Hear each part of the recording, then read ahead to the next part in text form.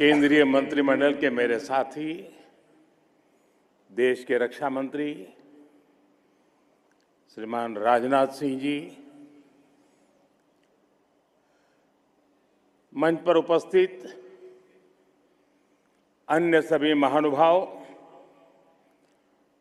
देश भर से आए एनसीसी, एनएसएस के कैडेट्स, डब्ल्यू आर्टिस्ट, राष्ट्रीय रंगशाला के साथी और मेरे प्यारे युवा साथियों,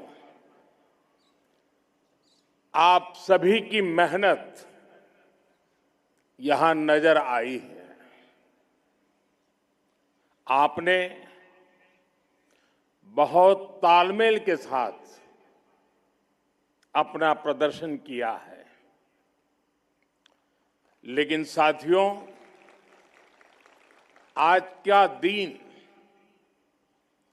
हमारे लिए एक बड़ा दुख लेकर भी आया है। आज सुबह ही महाराष्ट्र में दुखद विमान दुर्घटना हुई है। इस दुर्घटना ने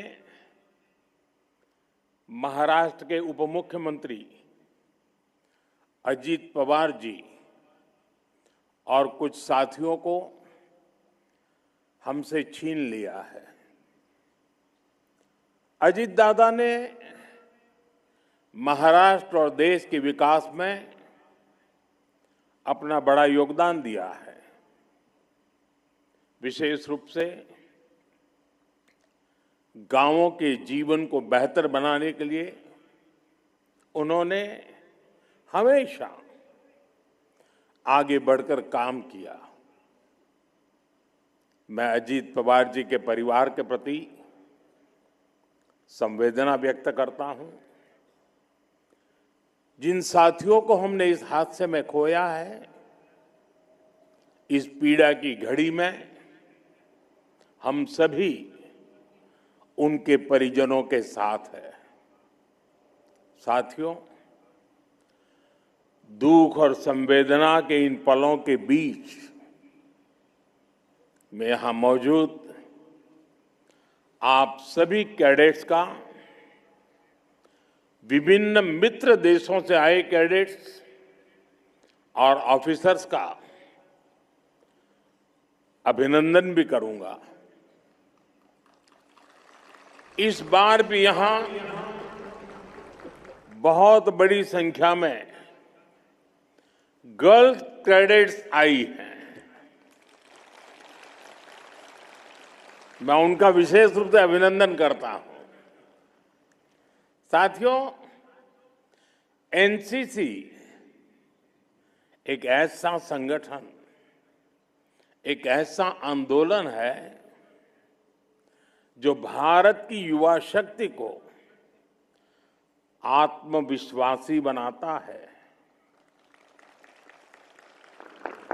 अनुशासित बनाता है, संवेदनशील बनाता है और राष्ट्र के लिए समर्पित नागरिक बनाता है।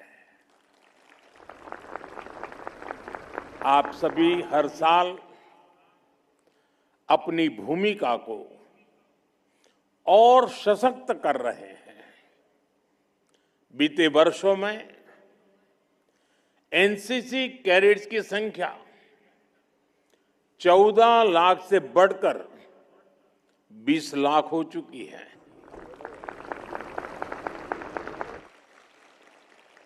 खासकर हमारे बॉर्डर एरियाज में, कोस्टल एरियाज में एनसीसी कैडेट की संख्या में काफी वृद्धि हुई है। मेरे युवा साथियों, एनसीसी युवाओं का मंच है और इस मंच पर अपनी विरासत को भी गौरव के साथ जिया जाता है। जैसे इस वर्ष वंदे मातरम के 150 वर्ष होने का उत्सव एनसीसी ने पूरे जोश से मनाया है। अपने देश के कोने कोने में इससे जुड़े कार्यक्रम किए हैं। परमवीर सागर यात्रा भी इसी का उत्तम उदाहरण है। आप सभी जानते हैं, कुछ साल पहले सरकार ने अंडमान निकोबार के 21 द्वीपों को अपने परमवीर चक्र विजेताओं के नाम दिए थे। इसके पीछे राष्ट्र नायकों को सम्मान देने का जो भाव था, उसको आपने अपनी सेलिंग एक्सपीडिशन से आगे बढ़ाया है। इसी तरह लक्षद्वीप में द्वीप उत्सव के माध्यम से आपने सागर, संस्कृति, प्रकृति सबको एक साथ सेलिब्रेट किया है। साथियों, एनसीसी ने इतिहास को स्मारकों से निकालकर जन जन के हृदय में जीवंत बनाया है। आपने बाजीराव पेशवा की वीरता, महायोद्धा लसित बोरफुकन जी की कुशलता और भगवान बिरसा मुंडा के नेतृत्व को अपनी साइकिल रैली के माध्यम से जनचेतना जगाने का काम किया है। आपके इस साहसपूर्ण सभी काम के लिए आप सबकी बहुत बहुत सराहना करता हूं। आज जिन साथियों को सम्मान मिला है, मैं उनको भी शुभकामनाएं देता हूं। साथियों, मैंने लाल किले से कहा था, यही समय है, सही समय है। हमारे देश के युवाओं के लिए आज का ये समय सबसे ज्यादा अवसरों का समय है। सरकार का प्रयास है कि इस कालखंड का अधिक से अधिक लाभ हमारे युवाओं को मिले। इसका एक उदाहरण आपने कल ही देखा है। भारत और यूरोपियन यूनियन के बीच ऐतिहासिक फ्री ट्रेड एग्रीमेंट पर सहमति हुई है। इससे पहले Oman, New Zealand, Britain, UAE, Australia और मॉरिशस जैसे देशों के साथ भी भारत ने फ्री ट्रेड एग्रीमेंट किए हैं। ये सारे एग्रीमेंट्स हमारे लाखों करोड़ों नौजवानों के लिए अनगिनत अवसर बनाने वाले हैं। साथियों, आज पूरी दुनिया युवा भारत के युवाओं की तरफ बहुत भरोसे से देख रही है और दुनिया के इस भरोसे का कारण है स्किल और संस्कार। भारत के युवाओं के पास लोकतंत्र के संस्कार हैं। हमारे युवाओं के पास हर प्रकार की विविधता को सम्मान देने के संस्कार हैं। भारत के युवाओं के पास पूरी दुनिया को एक परिवार मानने के संस्कार है और इसलिए भारत के युवा कहीं भी जाते हैं तो उस देश के लोगों के साथ आसानी से घुल मिल जाते हैं, उनके दिलों को जीत लेते हैं। हम अपने सामर्थ्य से उस देश के विकास में मदद करते हैं। यही हमारे संस्कार है, यही हमारा स्वभाव है। मातृभूमि के प्रति अपार श्रद्धा और कर्मभूमि के प्रति अप्रतिम समर्पण, ये हमारी विरासत है। साथियों, मैं दुनिया भर के लीडर से जब बात करता हूं और उस बातचीत के आधार पर मैं कहता हूं और पूरे दावे के साथ कह सकता हूं, भारत के युवा जितने परिश्रमी होते हैं उतने ही उत्तम प्रोफेशनल भी होते हैं। और इसलिए भारत के युवाओं की बहुत डिमांड रहती है। जैसे गल्फ देशों में देखिए, लाखों लोग इतने सालों से वहां काम कर रहे हैं। हमारे जो डॉक्टर्स हैं, इंजीनियर्स हैं, वे कितने ही देशों में शानदार हेल्थ केयर सिस्टम, शानदार इंफ्रास्ट्रक्चर, ये सब कर रहे हैं। पहले हमारे यहां जो टीचर्स हुआ करते थे, उन्होंने कई देशों के समाज में नई वैल्यू ऐड की है। साथियों, दुनिया में उनके इस कंट्रीब्यूशन के साथ हमारे देश में युवाओं के जो अचीवमेंट्स हैं, उन्हें भी पूरी दुनिया सराह रही है। इन युवाओं के कारण ही भारत दुनिया में इंफॉर्मेशन टेक्नोलॉजी की बैकबोन बन गया है। और अब इन्हीं नौजवानों की शक्ति से स्टार्टअप में, स्पेस में, डिजिटल टेक्नोलॉजी में, हर डोमेन में एक नया रिवॉल्यूशन शुरू हुआ है। साथियों, अब यूरोपियन यूनियन के साथ जिस एग्रीमेंट पर सहमति बनी है, दुनिया इसकी मदर ऑफ ऑल डील्स के रूप में प्रशंसा कर रही है। इसको दुनिया के लिए एक गेम चेंजर डील बताया जा रहा है। ये एफटीए आपके लिए फ्रीडम टू एस्पायर है। ये एग्रीमेंट दुनिया की 1/4 जीडीपी और 1/3 ग्लोबल ट्रेड को रिप्रेजेंट करता है। साथियों, यूरोपियन यूनियन यानी दुनिया के 27 देशों के साथ भारत का ये एग्रीमेंट हुआ है।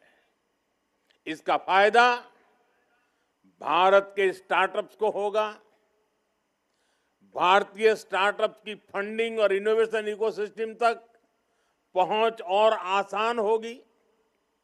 इस समझौते से हमारी क्रिएटिव इकोनॉमी को film, gaming, fashion, digital content, music और डिजाइन को भी बहुत फायदा होगा।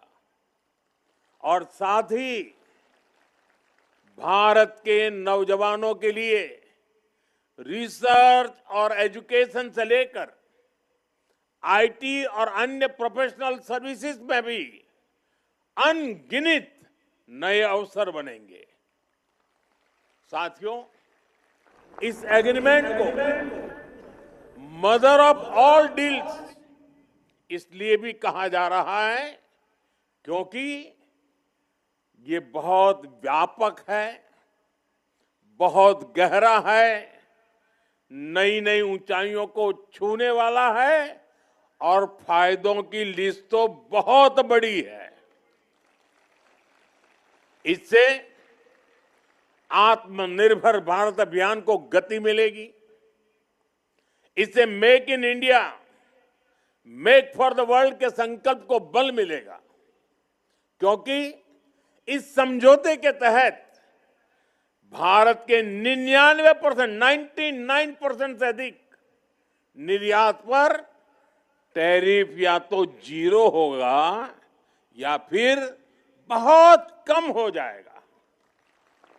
और इससे textile, leather, James and jewellery, footwear और इंजीनियरिंग गुड्स ऐसे हर भारतीय उद्योग को, एमएसएमईज को बहुत फायदा होगा।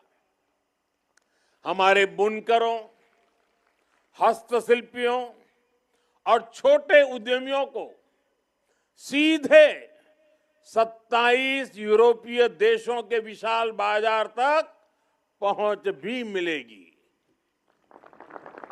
साथियों, इस डील का एक और मजबूत पक्ष है, इससे भारत में ज्यादा निवेश आएगा। देश में नए इंजीनियरिंग, इलेक्ट्रॉनिक्स, केमिकल, फार्मा और अन्य मैन्युफैक्चरिंग प्लांट शुरू होंगे। इससे कृषि, फूड प्रोसेसिंग और फिशरीज में भी नए निवेश के लिए एक एश्योर्ड मार्केट तैयार होगा। ये किसानों, मछुआरों और ग्रामीण युवाओं के लिए बहुत बड़ा अवसर है। मेरे युवा साथियों, ये एफटीए भारत के युवाओं को सीधे यूरोप के जॉब मार्केट से जोड़ता है। विशेष रूप से engineering, green tech, design, logistics और एडवांस मैन्युफैक्चरिंग में अनेक अवसर बनेंगे। इसका मतलब है कि भारत के युवाओं के लिए, आपके लिए 27 देशों में नए नए अवसर खुल रहे हैं। साथियों, इन सभी वैश्विक अवसरों को सरकार व्यापक रिफॉर्म से और व्यापक बना रही है। आज देश जिस रिफॉर्म एक्सप्रेस पर सवार है, वो युवा शक्ति के सामने हर रुकावट को दूर कर रहा है और देश के सामने बढ़ते ये अवसर एनसीसी से जुड़े आप सभी युवाओं में ये संस्कार, ये अनुशासन आपके लिए तो ये जैसे सोने पर सुहागा है। साथियों, आपने यहां ऑपरेशन सिंदूर पर शानदार झांकी निकाली है। ऑपरेशन सिंदूर के समय आपके प्रयासों की मैं खास तौर पर सराहना करूंगा। राष्ट्रीय सुरक्षा से जुड़ी उस महत्वपूर्ण घड़ी में हमारे एनसीसी कैडेट्स ने अपने जिम्मेदारियां बखूबी संभाली है। किसी ने हमारी सेनाओं की तैयारियों में सहयोग दिया, किसी ने ब्लड डोनेशन कैंप लगाए, किसी ने फर्स्ट एड कैंप के माध्यम से सेवा की। आपने यह दिखा दिया कि एनसीसी में परेड ग्राउंड की ट्रेनिंग के साथ ही नेशन फर्स्ट के विचार प्रवाह की भी ट्रेनिंग होती है। एनसीसी से मिली यही देशभक्ति है, यही वो लीडरशिप है जो मुश्किल समय में देश के प्रति पूरी शक्ति से काम करने की प्रेरणा देती है। और यही तो एनसीसी हमें सिखाती है। हम वहीं से सीखते हैं। जब मैं एनसीसी में था, तब मेरा भी नेशन फर्स्ट का भाव ऐसे ही मजबूत हुआ था। और आज मैं आपको भी एनसीसी में यही सीखते देख रहा हूं, गर्व अनुभव कर रहा हूं। साथियों, ऑपरेशन सिंदूर ने भारत के सामर्थ्य को, हमारी सेना के शौर्य को एक बार फिर से स्थापित किया है। ऑपरेशन सिंदूर ने यह भी दिखाया कि हमारे स्वदेशी हथियार कितने एडवांस और हाईटेक है। साथियों, आजकल के आधुनिक युद्ध में युवा कौशल की भूमिका बहुत बढ़ गई है। अब युद्ध सिर्फ सीमा पर टैंक, बंदूक और गोलों तक सीमित नहीं रहा है।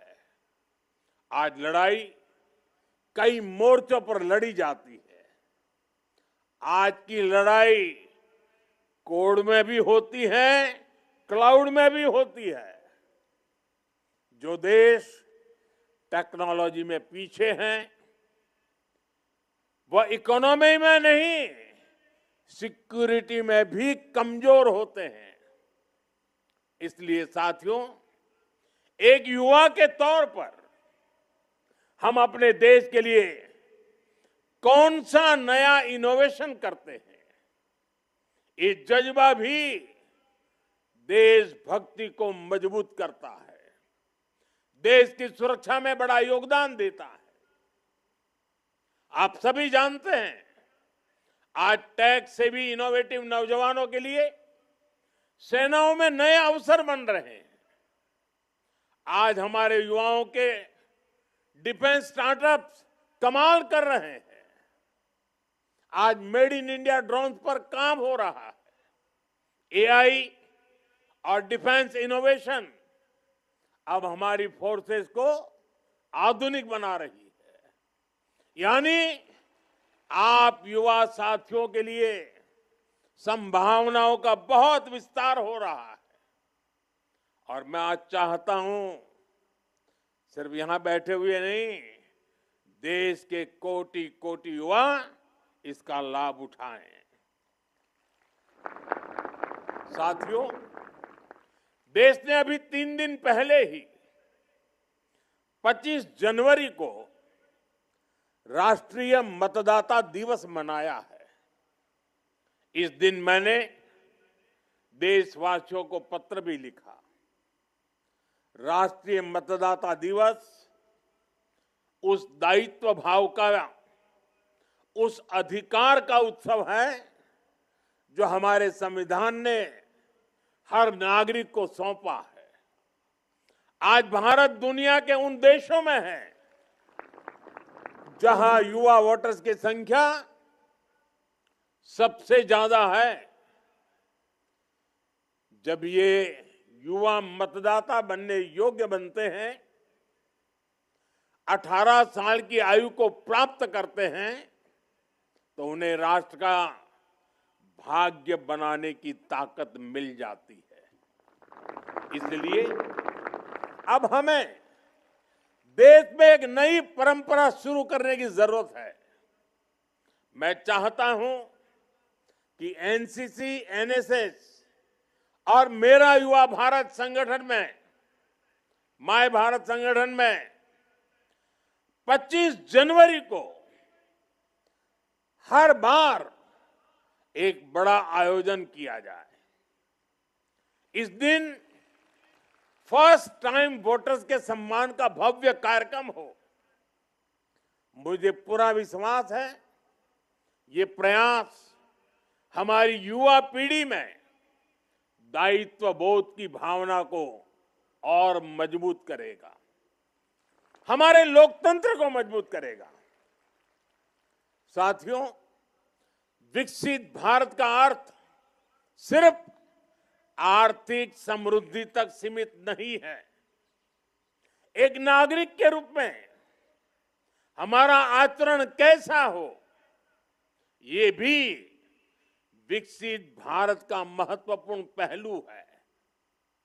एक नागरिक के रूप में हमें अपने कर्तव्य को सबसे ज्यादा प्राथमिकता देनी है। जैसे आप देखिए, स्वच्छ भारत अभियान शुरू करने में भले सरकार का योगदान हो, लेकिन उसको आगे अगर किसी ने बढ़ाया है तो मैं गर्व से कह सकता हूं कि इसको आगे बढ़ाने का काम हमारे देश के नागरिकों ने किया है, युवाओं ने किया है, छोटे छोटे बालकों ने किया है। घर के भीतर भी और घर से बाहर भी स्वच्छता एक आदत है, जीवन शैली है, एक संस्कार है। नागरिक कर्तव्य के इस भाव को हमें अपने जीवन का हिस्सा बनाना है। जो सुंदरता हम अपने आंगन में देखना चाहते हैं, अपने शहर को भी हमें उसी भाव से सुंदर बनाना भी है, सुंदर रखना भी है। मैं यहां उपस्थित हर युवा साथी से कहूंगा कि वो सप्ताह में किसी दिन 1 घंटे स्वच्छता से जुड़ा कोई न कोई अभियान जरूर चलाएं। एनसीसी, एनएसएस जिसे बहुत बढ़िया तरीके से कर सकते हैं। अपने किसी स्थान पर कोई न कोई एक्टिविटी जरूर प्लान करें।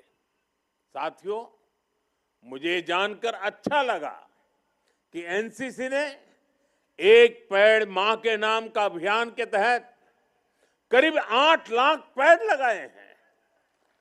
जो पेड़ हमने लगाए हैं वे अच्छे से बड़े भी हो, ये देखना भी हमारा कर्तव्य है। साथियों, हमारी युवा शक्ति का बहुत बड़ा टेस्ट ये है कि हम आने वाले समय में कितने अधिक फिट होंगे। फिटनेस केवल कुछ मिनट्स के व्यायाम तक सीमित नहीं है, ये भी हमारे स्वभाव में आनी चाहिए। हमारे खान पान से लेकर हमारी दिनचर्या तक एक अनुशासित जीवन शैली भी आवश्यक है। मेरे लिए जानना सुखद रहा कि आप फिट इंडिया कैंपेन को आगे बढ़ा रहे हैं। एनसीसी के कैडेट्स ने स्पोर्ट्स में भी अच्छा प्रदर्शन किया है। साथियों, आज मैं आप युवाओं के बीच ओबेसिटी, मोटापे का विषय फिर से उठा रहा हूं। स्टडी कहती है कि आने वाले समय में भारत में हर तीसरा व्यक्ति मोटापे का, ओबेसिटी से परेशान हो सकता है। मोटापे की समस्या से देश में डायबिटीज, ब्लड प्रेशर और ऐसी कई बीमारियों के खतरे भी बने रहे हैं। इसका सबसे बड़ा प्रभावित वर्ग हमारा युवा हो सकता है। इसलिए आवश्यक है हम अभी से सतर्क रहें। हम अपने ऑयल इंटेक को कम करने का प्रयास करें। मैंने कुछ समय पहले खाने में तेल की मात्रा 10% कम करने का आग्रह किया था। आज आप सभी युवाओं से मैं फिर वो आग्रह दोहराऊंगा। साथियों, एनसीसी आपको सिर्फ कदम ताल नहीं सिखाती, ये संगठन आपको एक नागरिक के तौर पर जिम्मेदारी के साथ जीना सिखाता है। यहां आप वो स्किल्स, वो वैल्यूज सीखते हैं जो आपको एक बेहतर नागरिक बनाने में मदद करती है। आपको गणतंत्र दिवस समारोह में जो अनुभव मिलते हैं वो आपके व्यक्तित्व को और निखारते हैं। आप जीवन की हर परीक्षा में सफल हो, विकसित भारत के निर्माण में आपका योगदान निरंतर निखरे। आप सभी को बहुत बहुत शुभकामनाएं। भारत माता की, भारत माता की। और देश जब आज वंदे मातरम 150 में लीन हो चुका है, तब आइए वंदे वंदे वंदे वंदे वंदे वंदे वंदे वंदे वंदे वंदे वंदे वंदे। बहुत बहुत धन्यवाद।